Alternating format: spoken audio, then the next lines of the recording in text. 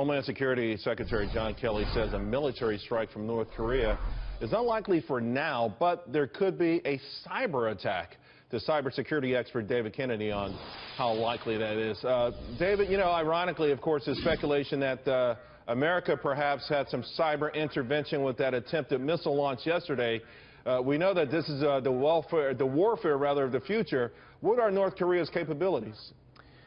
Well, you know, North Korea actually has a very limited internet presence, but as far as our actual military capabilities go, cyber is one of those top ones that we look for in order to try to impact a hostile nation or hostile adversary in a way that may set them back in certain times. So it's absolutely possible to impact, a missile program. It's absolutely possible to set things back. We've actually seen this happen before in the past with Iran, where we actually hacked into their nuclear centrifuges and put their nuclear program back several years. So it's definitely something we have the capabilities of doing, and something that we definitely have on the table when it comes to North Korea. I know it's speculation, but a lot of people believe we did something to that degree yesterday. Is that possible? Is that a distinct possibility? Well, it's definitely possible. Whether or not it happened or not, the government's, and rightfully so, keeping a tight lip on what actually happened with that specific one. They don't want to let North Korea know that we may have access to their infrastructure, or they may be leaking some of this information out to make North Korea super paranoid and start to tear apart their systems. There's a lot of different components that go into cyber warfare and go into what we're actually doing and what our capabilities are. But if I were in the United States military and the government cyber command, some of the big things that I'd be focusing on is ensuring that I had a strong foothold into their environment as well as every aspect of their military.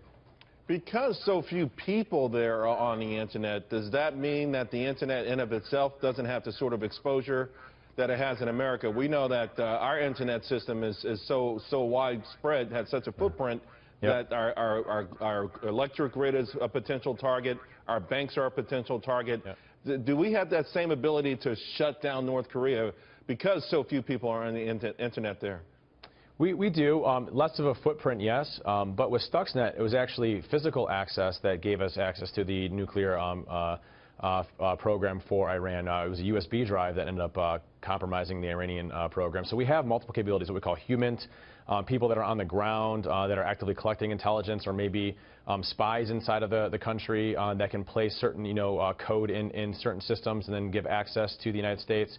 There's multiple ranges of capabilities that we have from a global perspective on intelligence gathering, as well as what we can conduct military-wise. And we actually have a whole group dedicated to just cyber operations, which are a direct extension of our military group called Cyber Command that we can use to actually launch those offensives on. You know, David, with actual bombs and missiles flying these days, we don't hear a lot about the cyber threat. Is that a mistake? Should we continue to focus on the idea that perhaps the next major battleground in the world will be on the super information highway and not in the skies? It's 100% the case. I mean, we're already seeing it today. I mean, we saw with all the DNC hacking and what's been happening in the news lately. There was just a dump recently as of Friday where a group called the Shadow Brokers, which is allegedly Russia, leaked a significant amount of hacking tools from the Equation Group, which was, is alleged the NSA. And so we're actually seeing a lot of this already happening and transpiring right now. It's 100% going to be the wave of the future, and it's no longer who has the best, carrier ships or the best missile guidance systems or who has the best military. It's really who has the best cyber capabilities and how you can disrupt your adversary so they can't conduct operations anymore. So it's definitely the wave of the future and what we're seeing today. It's frightening stuff. David Kennedy, thank you very much. Really appreciate it.